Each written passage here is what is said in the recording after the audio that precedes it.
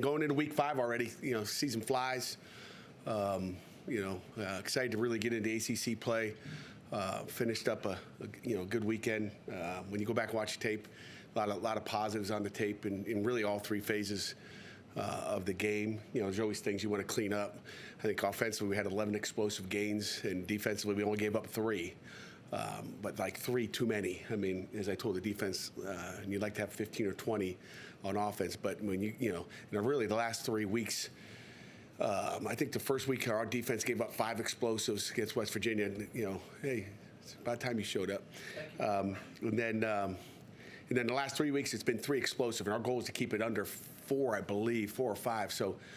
Good job there, but just anytime you get a 63-yard run, that just drives me nuts because we're built to stop that and should not have a problem with that. But just details around the defense there. So, but again, a lot of good things. We had 27 guys play on defense. I think it's the most we've had for the year, and it wasn't just in the last series of the game, which was a 96-yard, 17 or whatever play drive. And then 24 guys on offense. So we got a lot of guys work that that we could take a peek at on videotape. I think is good. Again, ACC play, that's what it all comes down to. We closed the chapter on last week's game, and we're headed into Georgia Tech. They're coming in here at 8 o'clock on Saturday night. Sounds like a new leadership down there. And again, my thoughts go out. It's never easy. Jeff Collins is a great guy. I know you guys will talk about the handshake probably, but he's a good dude. He was mad at the officials. He's intense. He's a really good football coach, and you never like to see that happen to anybody. I don't care who it is. I don't care what the record is. He's got a family, and you look at he's done a nice job down there in the time he's been here. We were hoping he was going to get up to Pittsburgh at least once and come to Heinz or Acrisure Stadium, but. So I'm not sure who the interim is going to be, but I know Chip Long and Andrew Thatcher will run the offense and the defense, and those will be the main things, and we'll proceed as normal. So questions. Pat, how does a opponent that losing their head coach the week of their play, how does that change the level of preparation, the things that you guys look for when they might be rolling out a lot of different stuff or things with a new interim coach that you don't even know who it is? Yeah, it changed a lot of things. We don't know. I mean, it's like going back to opening game of the season again, not knowing what they're going to do. But again, I would imagine, the offense is going to stay pretty similar. The defense is going to stay pretty similar. With the effect that they had. So but you never know. I mean, there's going to be different things that maybe they're allowed to do now that they couldn't do before, so you really don't know. And I've never been in that situation. So I don't know what the preparation will be like. I don't know their kids. I don't know where the focus will be. But we're going to prepare for our first ACC game like we got Clemson walking in the door, and it doesn't matter who the head coach is. They got a lot of good talent, and again, the talent level's pretty darn good. They got a lot of skill guys, at all positions. You mentioned 27 guys on defense Saturday, 24 on offense. Who are some of the younger rotational guys that stood out to you on the film? Start off Branson Taylor, just, getting a lot of, he got 40 snaps, I believe, at left tackle. And, he's what we thought he was going to be. And he got out there in the action, and played really well. And he'll continue to, we just got to get him in the rotation, keep guys fresh. So we were happy to see, what he did. Going to the defensive line, to watch, Sean Fitzsimmons, everybody sees the sack, but, how do you do the other plays? That's the key. But he was good in there. I mean, he holds his own. He's tough. He plays with good leverage. He uses his hands well. He's a competitor. I mean, he's a Pittsburgh guy, and it's just good to see him do that. The younger guys in the secondary did okay. I was not impressed with some of the things that happened back there, to be honest with you. With some of the young guys that came in there, they're green. They need more work, at least at the corner position. McIntyre was good. He got more reps on the hash. That's Javon. Offensively, who else? I think that's about it. I mean, Gavin Thompson came in and got a nice catch, so it's good to just see him in game time to get a catch. You're like, okay, we can count on him. He's not going to catch it in practice and drop it in the game. So those are a couple that stand out to me. One of the things you have to clean up the inconsistencies in the deep passing game. Yeah, and again, you go back and watch a videotape, and I'm not going to whine about them, but they got to call penalties both ways. But you know, it's inconsistency. The big thing I'll go back to is 3 big passes or 3 big plays in the game. And anytime you hold a team, you know, we'll be, you know, we won't lose a game if we hold a team to 3 big plays a game. We won't, you know. And so we can say the inconsistency. I don't like the PIs that we got. You know, one's probably a good call, one, you know, don't agree with, and. But, you know, that's the nature of the game. And then there's some on us. It's like, just if you're going to call them on us, then you better call it on the other team as well. So there's things like that. But I'm not really worried about it. I'm just looking for better technique across the board at every position. And like I said, 3 explosives, you know, not bad. I was talking about your deep passing game. You know, they took some things away. I mean, we're throwing a check down for 18 yards. I mean, if they're going to, you know, again, it's all decision making. I mean, if you want us to force it up, you know, and then you guys will be asking me about interceptions next Sunday, Monday. So, I mean, you take what they give you. Slovis is making good decisions in the passing game. And, you know, if they're playing deep and, you know, they didn't want to get beat deep. Does that make sense? They didn't want to give up. So what were they doing? Playing different coverages. And in turn, we rushed for a few yards. You know, unlike what, you know, last week we saw out of Western Michigan. So we're going to take him. It's called good decision making. I'm glad, you know, Keaton's not out there trying to force a post or a fade in there into coverage and then throwing picks. I mean, protect the football is a priority. And, you know, when you got Izzy on a check down over here, throw it. You know, there's a couple he missed here and there, but for the most part, you know, he missed a slant to Bub down inside the goal line, which we ended up kicking a field goal. It was one of those drives. But, you know, take what they're giving you, and it'll be different every week. It's all depending on what they're going to do. You know, again, against us, we're going to stop the run. Okay, if, you know, we're playing in a scrimmage today, practice, we're going to stop the run. And he's going to have more explosives, you know, in the passing game. But, you know, don't throw it into coverage. Be careful what you wish for. Yeah, when Gavin went down, Carter went in, and it looked like he was at a lot of key points for some big runs that you guys had, especially late. Now that you've had time to look back over the game, what did you see that he was doing right for you guys? Yeah, Carter Johnson's great. He's a great football player. You know, I think we talked about it back in camp. You know, you saw it after a couple of days. He's tough. He's got a great motor, and you know, we're happy he's with us. And you know, we got to get. You know, Kai played solid as well. Had a nice block on. Matter of fact, he had a nice block down on when Carter Johnson caught the one pass. He had a nice block down the field and was finishing. And we hope to get Dylan Deviney back. You know, ready to roll here. You know, eventually. And then again, that other tight end that's probably not on the 2 deep. I don't know if he is or not, EJ. You'd like to change that thing around. Is Jacoby? He's done a nice job at the tight end spot as well. Yeah, with all the injuries you guys have had, how big has it been for someone like Izzy to step up and take on more of a workload here in the early part of the season? Again, is he taking on more or is he taking on the same? You know, I don't know. I mean, we're going to hand it off to him. You know, if they're, you know. If we can run the ball, we're going to try to run the ball. If you know they pack the box, then we're going to try to throw it as much as we can. So it all depends. I mean, I think we got the ability to throw it and run it. And to me, it's not like we're saying, "Oh, Izzy, we need you more than ever." You know, because again, Vince goes in there and he's productive. You put Sebo in there, he's productive.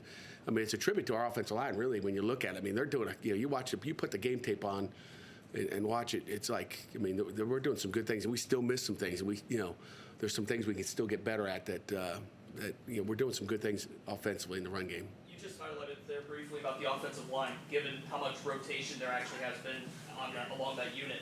How impressed are you that players can just kind of step in and not really miss a beat, especially with that running game? Yeah, I mean, Jake Cradle's done a nice job in there. And then you saw Gabe Hoyd, number 57, back a little bit, had a little holding call here.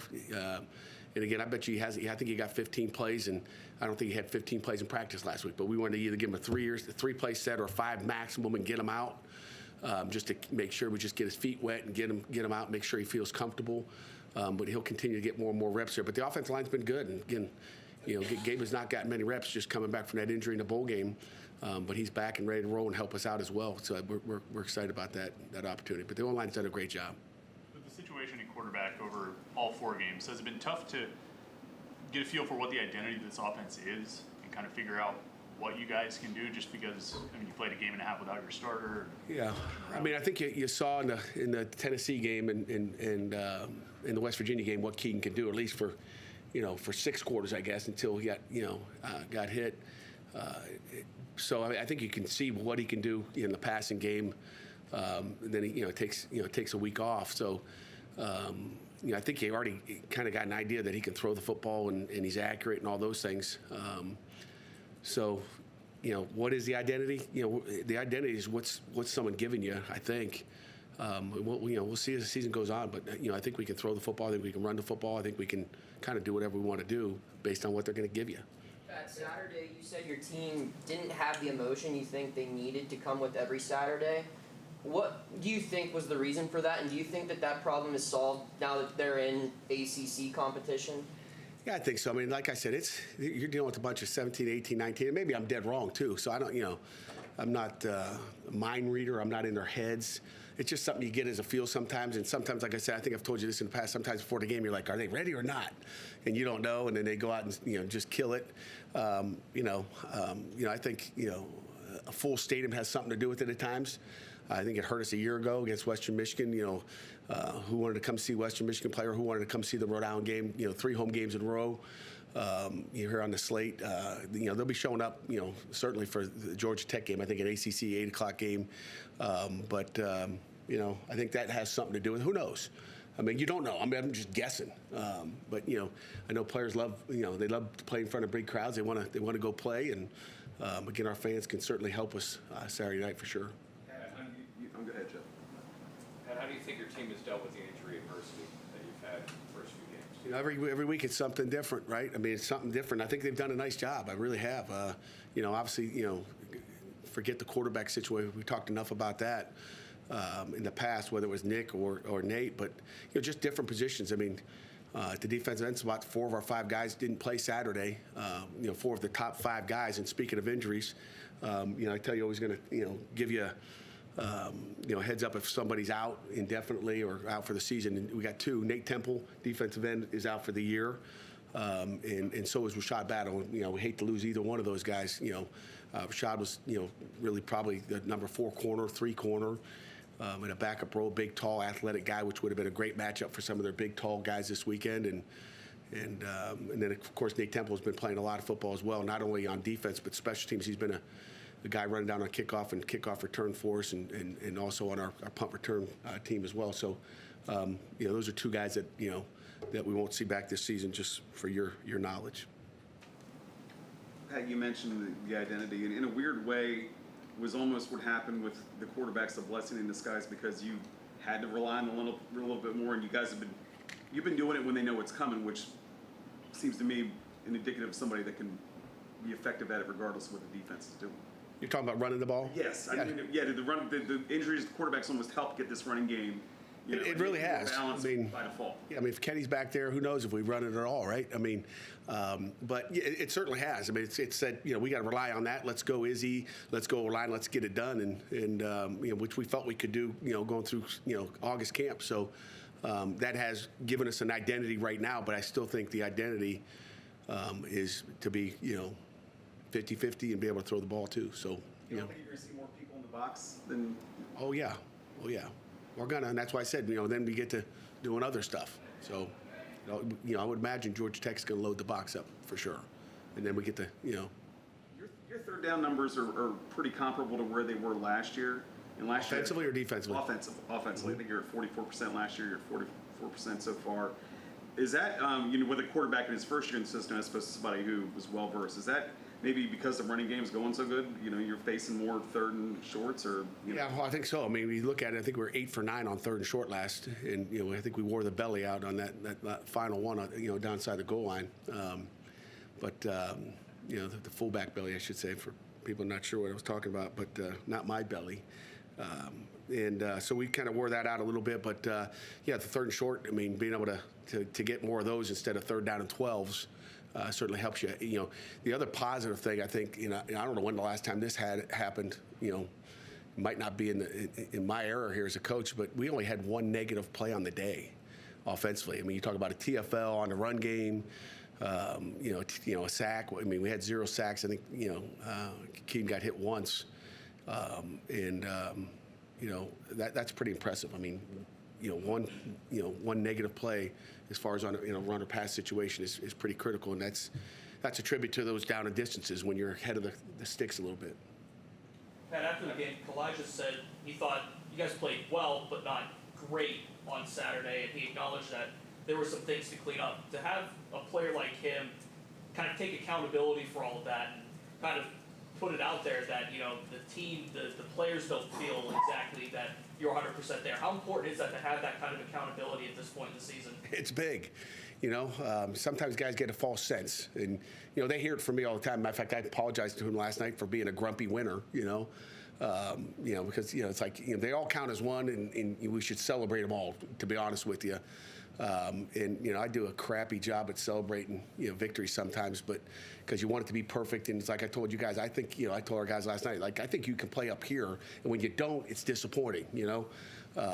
But it doesn't take from the win or what our kids did on the field, and whether you're underhanded personnel wise or not, we still want to get the same thing out of them. Yeah, you're tied with John Michael Olsen for third most wins in school history. Did your dad coach his staff? And did he ever talk about Michael Olsen? He didn't. It was so long ago. I mean, I wasn't born. 1962. Yeah, he did coach with them. EJ might have some stats on there, but. I knew this was his first college job here, with him. So, but I don't know a whole bunch more other than that. There's not a whole lot of stuff in the books. But I think he was a GA, maybe the freshman coach as well, and then he was off to Brown. So. Does it mean anything to you to move up the charts? Not really. It just means I'm getting old. It means every day I get older. I've been here for a long time. Really. I mean, So it depends on how long it takes you to get. They got to divide it by how many years you were there. I think it really doesn't matter. I mean, it's about winning every week and going 1-0. At that, that's a staff thing. That's a team. The team wins the games. We just get to watch them play on Saturday. So it doesn't really. Now, what's allowed Mumfield and Means to come in and earn the roles that they've had? I'm sorry. Say it again, Jeff. Mumfield and Means. What's allowed them to come in and earn these roles early and two of your leading pass catchers? Yeah, I mean, again. It's, again, we obviously missed Jared last week, and those two guys made some plays. I mean, I'd like to send Kanate make that one catch when he got hit. But again, even on that same pass, there was a route that could have been a little bit cleaner, which would have kept that guy out of there. Matter of fact, we didn't get our back out of the backfield, which would have kept that corner, and he could have been still running here. Tailback fell down in the backfield, I think, on that play over Daniel Carter on it. But that could have been a little cleaner, but we got to make all those catches, and Bub's got to, even though down in the red zone, he's got to make that catch. But I think every week they keep getting better and better. I really do. I think again, they're all new guys. I mean, in a new offense, learning a new offense. So I think that'll continue to come, and we'll have more opportunities to give them the ball as we move forward in the ACC. Pat, I know Jerry just tried to get you to zoom out and big picture it. I will try to help him out here. You just mentioned a guy when you came to the podium who's, had a shortish stay at Georgia Tech, and now he's out of a job. At the end of your third season, you guys were, 5-7, right? Was that in 17? Is that correct? I don't remember. Is that the Kenny Pickett kid was Kenny Pickett. I mean, and I think you got an extension after that. I mean, and now you're at the point where you've got depth, where you're losing guys, and the drop-off isn't as dramatic. I mean, are you sort of at where, and when you took the job, your year, 9 now or whatever it is, a year 8 or 9? Are you at where you thought you'd be? I mean, from a program standpoint. I mean, year 7, you win a championship game, you feel like you are there, but every year is a new year, right? I mean, what you did last year doesn't really matter. So I mean, to me, you take every year as a brand new year, and you lose some good players to the draft or whatever it may be, to name, image, and likeness, whatever it is. You lose some guys, and you got to replace them, and you never know what you're going to be. I mean, you can win a championship next year and win one game the next year. I mean, there's no guarantees in this business. So I think the key is, consistency in this room, and our players getting the same information and coaching the heck out of them and loving the heck out of our football team. And I think that's what we do. We got a good group that sits in here, every day to coach, and I think that's the key. I don't know if I answered your question. You mentioned last year. I mean, this is your first ACC game. You're the only team that's the defending champion in the conference. Does that come up at all this week? That you're defending? Do you feel like you're defending something, or no, not at all. That they can't take it from us, can they? That trophy's going to be sitting out there. I think we talked about this back in August sometime, early September. We're not defending. We were the champions. That's over with. It's 2022, and we're going to try to go repeat. And I think our kids are excited about getting into ACC play. I could kind of feel a little different vibe in here last night instead of talking about, Rhode Island or how good they are. It's like, it gets real now, I think. And I think our kids will be excited about that. I don't think you would have done it without the roughing the kicker penalty, but I was just wondering, Why the onside kick at that point in the game and that score? Yeah, it's a great question, Jerry. Why? This is the second time we've had it this year, correct?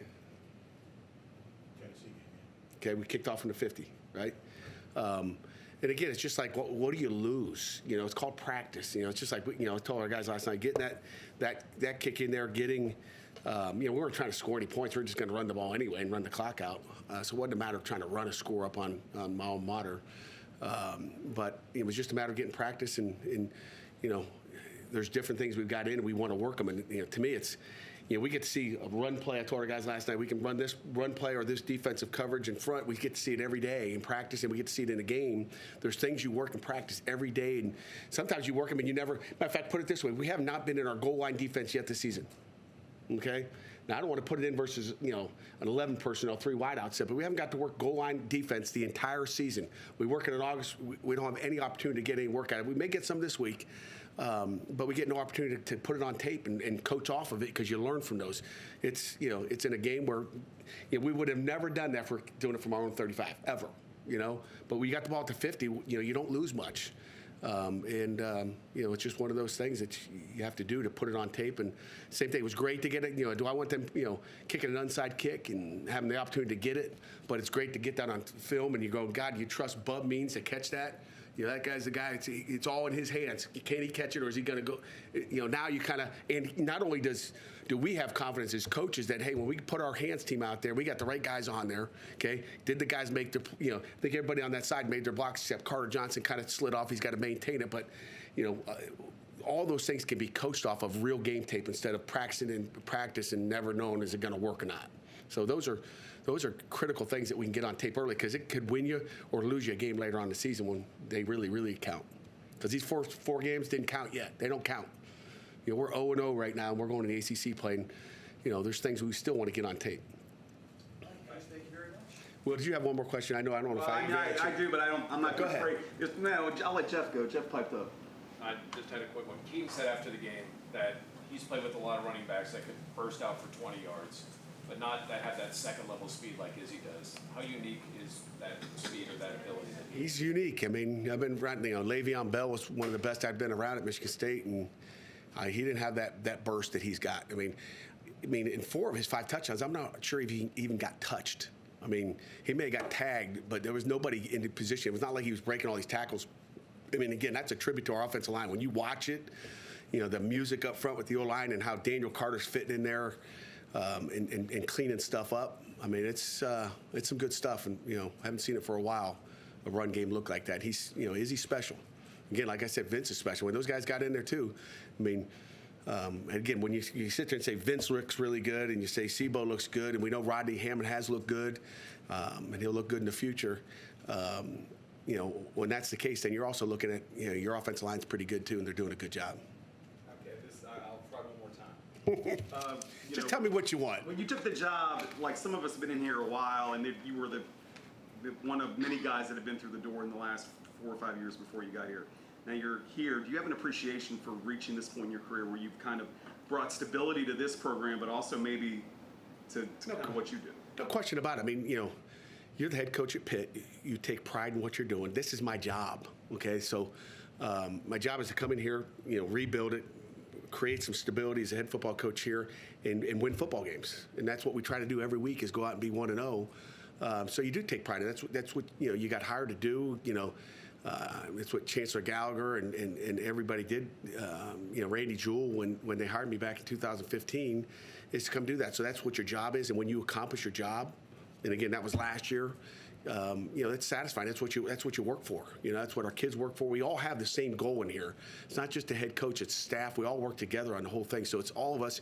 It's we, and we all do it together. This guy can't do anything by himself. It's everybody. But there's no question you appreciate what the effort these guys put in every day to get what we want. Right. So in the record book, whenever you get to whatever it is, when I retire, should it say Pat Narduzzi and like 8,000 other people, 110 wins or whatever? Oh yeah, that's a good idea. I like that. All right, I'll have EJ look that up. I mean, ultimately, at the end, I get all the whatever, and EJ probably won't get that done in the record books or whatever it is. But again, we know what it was. I hadn't made 1 tackle, 1 catch. All I to help every day is try to do the best I can do. I mean, that's the truth. fact, right? Just try to lead. And did I get you what you wanted? Still not? Just, hey, write whatever you want. I'll just. We're good.